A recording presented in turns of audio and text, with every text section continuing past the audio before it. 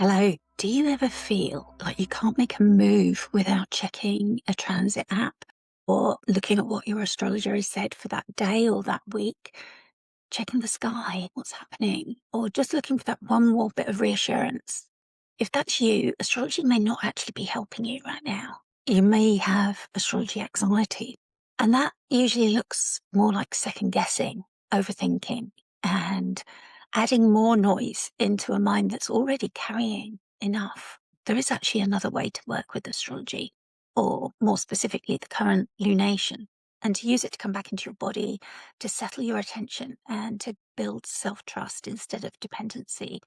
And in this video, I want to show you what Astro Mindfulness is, why it can calm the nervous system, and how the Lunar Decan Walk project that I'm working on can help you to work with the moon in a way that feels steady and real. And that's how it's helped me. I was working with mindfulness before I found astrology, and I really found it helpful to combine the two. To look at what's actually happening in the sky, the astrology. I wanted to be aware of what's happening, but not in a way that I became so anxious and so attuned to what was happening that I couldn't function, that I was too worried about all the potential things that could happen. And I found that actually a lot of it is quite mundane. We're not having big dramatic events happening day after day or week after week. A lot of it is just we're pootling on with our lives, doing the usual thing. And these big dramatic events aren't happening. When they do, they happen slowly and imperceptibly. And there's shifts that happen. And it's helpful to have the astrology then to understand what these big events that are happening out in the world, to put them into the bigger picture for us.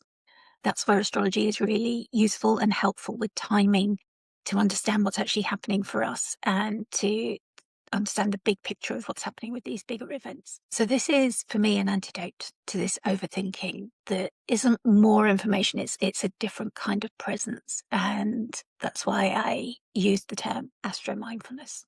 So when I use this term astro mindfulness, I mean, it's using astrology as a way to pay attention, and rather than a way to chase certainty. It's mindfulness, but it's held within this symbolic container. The astrology symbol is giving our awareness somewhere to rest so you can meet the moment more clearly. Mindfulness, in simple terms, is simply noticing what is happening inside and around you right now. It's your breath, your body, the thoughts that are always moving through our minds, the feelings that are rising and also passing. Thoughts are mental events. They're not always true, and they are not always helpful. And that was how mindfulness first helped me, that mantra that thoughts are not facts. And I held on to that, and it was a real revelation for me. I didn't have to buy in to every thought that entered my mind. It was like I could become aware of them, but I could also allow many of them to just simply pass through. Astro mindfulness can help us to bring that awareness into the current lunation, where the moon is the best place to begin because it moves quickly, it stays close to daily life, it's the planet that's closest to our Earth, and it speaks to our body, our home, our family, emotions, belongings, and the general fluctuations of fortune that shape our ordinary experiences. New moons can feel like new beginnings and planting seeds, a fresh slate for us.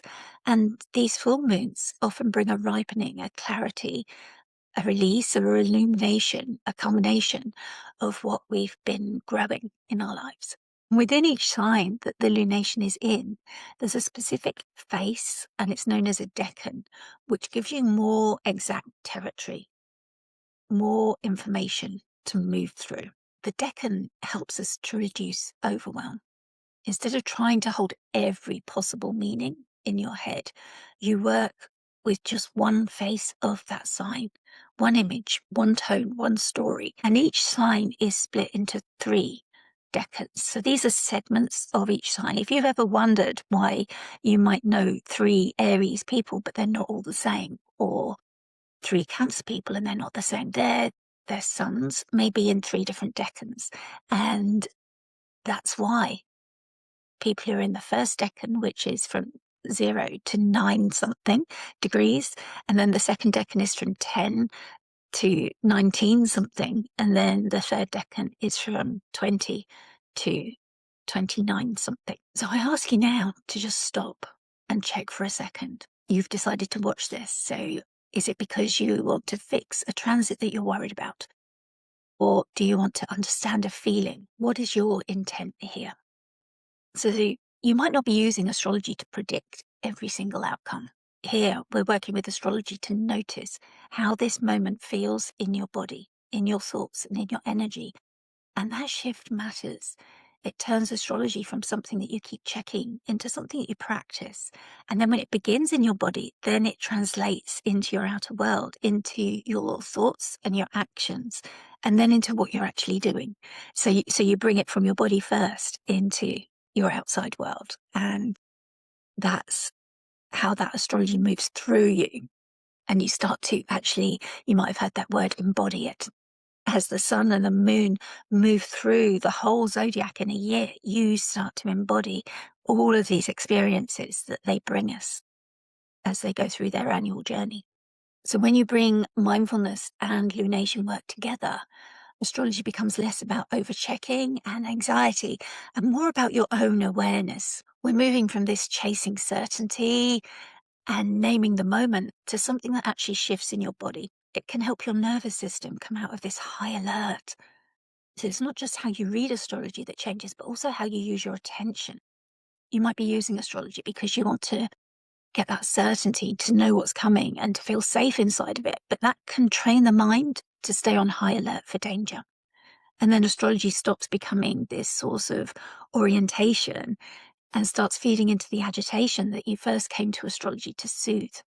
And a different way of using it is simpler. Astrology can give you context and rhythm to be able to understand what you're already living in and to accept that it doesn't remove that uncertainty. None of us as astrologers can 100% predict with certainty exactly what's going to happen. Often we have themes and we have timing, but we can't say for certain. There's so many variables and there's always that human factor as well, that free will element. But what it can do is help you name that territory that you're moving through, that decan, that season that you're in. And when this feeling has a context, it becomes less overwhelming. Instead of, why am I feeling so restless or so raw? There's more space for, okay, this is the atmosphere that I'm moving through. This is Mars ruled. This is asking me to take action. And in a few minutes, maybe we're going to move from this theory into a practice that lets you feel in your own body how these symbols move into self-trust. And that's the Lunar Decan project that I'm working on. That naming process can help you calm the nervous system, and not just because this hard feeling disappears, but because it stops feeling random. You're able to see the reasoning for it. The moon is giving you this rhythm to track as it's moving. So you're ready to try it right now? In mindfulness, as we settle into the moment, we notice the weight of our feet connecting with the floor, or the weight of our body where we're sitting. We notice our shoulders. Are they braced? Are they drooping a little? And we notice our breathing too. Is it shallow? Is it rushed? Is it steady? And we just connect with our breathing and feel it as it moves in and out of our body. And that's how we move from astrology in the head to astrology in the body. Mindfulness helps add that next piece. It helps you notice those thoughts and feelings before you get fully tangled into them. And then I bring in the symbolism of the planets that are active right now, of the sign ruler that we're in, that the lunation is happening in, of the Deccan rulers and what message they want to share, a little bit of what the story is in that Deccan, of what the lessons are that it wants to share with us. And not every thought needs your loyalty. Some thoughts are just stress. Some are old protection patterns that we're repeating and we've never found a solution to. And sometimes it's fear that speaks so loudly to us and is asking us to take action, but we're stuck in that cycle. So if you can notice that in real time, you can pause. And I teach a mindfulness anchor. Then you can ask, is this useful? You can notice that that's a repeating pattern for you. And you can say, is this my mind trying to control what I can't control? And I've got other mindfulness practices. If you go to my YouTube playlist, you can see that there's mindfulness practices such as the observer, which helps us to notice those repeating thoughts. and to just observe them and see what they're asking of you. And you can realize that these ones are just going to keep coming back, particularly in times of stress. And you can observe what they're doing and realize that these thoughts are not facts. Maybe they're telling you you're in danger when you're not, or asking you to take an action that might have been appropriate once but isn't anymore. And taking that pause, taking that moment to breathe, to link into your mindful anchor is where self-trust starts growing. It's not in any kind of certainty of linked to the astrology, but it's in honest observation. And honestly, a lot of us know, like the other version of this, maybe at 11 p.m., you're tired, but you're still scrolling, or you're in that trapped tiger cage. Maybe there's 3 apps that you scroll from one to the other looking for some sort of answer, something to happen. But you keep refreshing them and updating, looking for maybe another interpretation of the astrology, looking for something that's going to allow your body to unclench, to release some tension and let you get to sleep. But that's not guidance. That's like a protection ritual. And that keeps us stuck in this doom scrolling in this algorithm. And we need something different, really, to release us from that. And that kind of repetition is how you stop looking for this permission from these little boxes that we're so attached to, and start looking for recognizing your own patterns and getting your own sovereignty back. And the moon is so helpful here because it lets you name your own inner weather without becoming the storm that is hurting you. You can say that this feels hot and sharp. This feels heavy and slow. It feels porous, emotional, tender. And then that astrological language gives you live clues as well. Fire, for example, Mars, Aries, Leo. Sagittarius can feel like heat and speed, frustration or courage, emotional truth. Earth can feel like steadiness or fatigue, even practicality, tangible things. Air can feel busy and mental, scattered and hard to sleep. Water can feel softer, intuitive, sometimes flooded, overwhelmed, protective. Cardinal energy initiates, fixed energy stabilizes, and the mutable energy is adaptive, but also flitting from one thing to another, making you feel like you haven't fully committed to anything. And this decan helps even more, adding nuance because it reduces this overwhelm. Instead of trying to hold every possible meaning in your mind, you're working with just one face, one decan of the sign, one image, one story, one stretch of territory. So if the lunation is asking you for release or repair, for courage, patience, honesty maybe, or surrender, you're helped and guided into what this chapter is asking of you now. One lunation might be showing you that rest is wiser than pushing. Another might show you where you need a boundary. Another might reveal that waiting is not weakness. It's the wise thing to do right now. And over time, you start recognizing your own patterns and needs.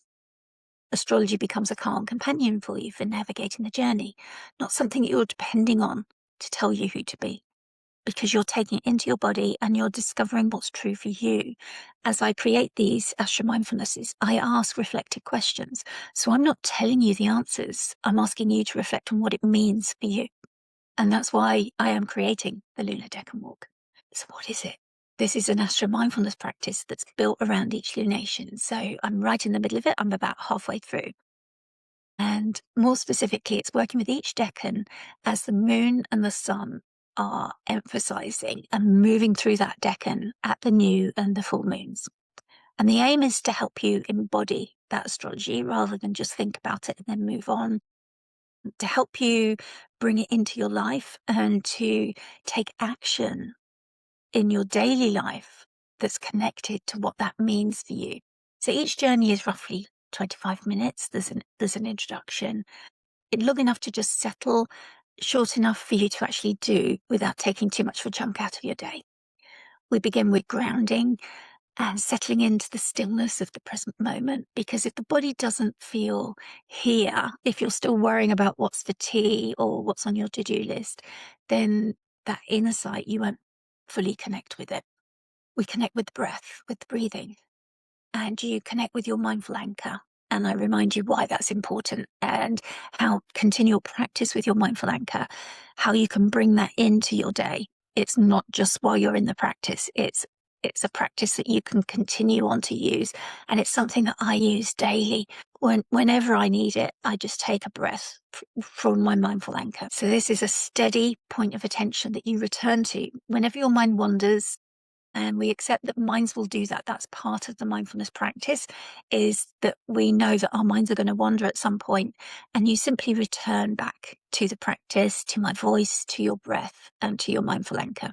And from there, the practice opens into a guided visualization, and that's inspired by the astrology of that particular decan. So the ruler of the lunation and the decan, and then the decan rulers. So sometimes there's two, sometimes it's a focus. So for example, I'm working at the moment on the Libra 2 decan, the full moon that's happening there. So the ruler is Venus of Libra as a sign, and then the decan rulers are Saturn. And it's a double Saturn ruled decan. So I'll be looking at Saturn in particular, and I'll also be bringing in some elements of the story, some inspiration maybe from the corresponding tarot card, and just what that story is of that decan and what inspiration it holds for us. And also the cardinal nature of Libra, the air nature of Libra, all of that informs the active yang element of Libra, bringing all of that in so that when you do the exercise, you actually feel that in your body and it's informed by it. And that time of the full moon, when you do the exercise, that informs you for the next 2 weeks. It may be once you've got that story in your body, then you can see how that plays out in your world and how that's informing events that are happening. So it's not random meditation language that's laid on top of astrology. It's a technical structure there, but it becomes something felt and embodied. And it's not just for the lunation. I've made them so that they're timeless, so that people who have placements in Libra 2, and by that I mean, say, for example, if your natal moon is in Libra 2, or if you have Saturn there, or any other planet there, if your angles are there, so if your ascendant, your MC, your descendant, your IC is there, then that would also be important for you. So you can return to that at any time that you want to. If you wanted to learn more about your natal placements, you could visit that Astro Mindfulness just to check in with it at any time you wanted to. But also, say, for example, it's your birthday and you find out that either Venus or Saturn are your Lord of the Year, either your perfected Lord of the Year that you're moving into or the ruler of your solar return ascendant. You might want to connect with them to learn more about the year that you're moving into. So you could also go to my Astro Mindfulness playlist and find the Astro Mindfulness for that decan, and you could visit it then to again see about the year that you're moving into, because the story of that decan would be the story of the year that you're moving into. So if you've got any questions about that, if that's getting a bit technical, do reach out and ask me. And an astrologer or an astro coach can guide you more into what year you're in. If they tell you that you're in a Venus ruled year or Saturn, then you would know that an Astro Mindfulness that's focusing on Saturn or Venus would be helpful for you. Or you can comment and I can reach out to you by direct message and I can help you find that information for yourself. Or I have a video that tells you how to find your own chart and you can find that information for yourself about where your placements are and if any of the decans are particularly important for you. And my colleague Krista of Practical Astros also has a fabulous Decan Walk project that she's doing at the moment. So you can subscribe to that on Substack. And that will also give you more information about the decans and you can learn about the decans with that. And that will also inform you and guide you to understand your own placements as well. And I will put a link to that in the show notes. So as I've said, each decan has its own landscape, mood, and its own story and task, something that is teaching us and wants us to learn while the moon, the sun are passing through this place, while there's a lunation in this place, or while we have placements, whether they're temporary, like a perfection year, or when we have permanent places that are being activated. These rulers shape that atmosphere so that the imagery, the pace, the emotional texture come from that astrological ground beneath the practice. So you're not just thinking about the decan, I'm taking you on a journey through that atmosphere. So as I've said, we're also working with the element and the modality at the moment, whether it's earth, fire, water, or air. So you can feel that texture more directly. Maybe it asks for you to initiate something, to stabilize something, or to adapt to something. Maybe it feels fiery, earthy, airy, or watery.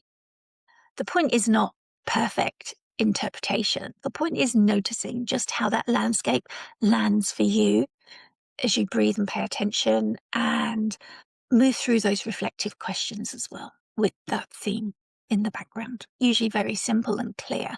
You're reflecting on where this story is active in your life right now, what needs care, what is ripening, what needs release, and what new beginning is quietly forming. You can do these exercises seated, which is usually the conventional way, to be seated, sat upright with your feet connected with the floor.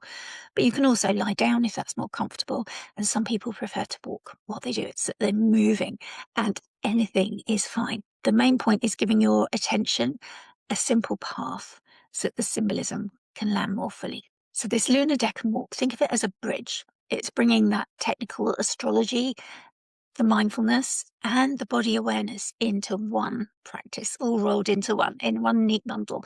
And it was something that I actually wanted for myself and I couldn't find. So that's how I started to create these, because I actually wanted to bring my mindfulness practice. And I was like, yeah, I want to bring that astrology of the moment into it to help that to land in my body. And I'm going to ask you, like, have you ever felt anxious because of a transit interpretation? Maybe a cookbook one that felt overly dramatic.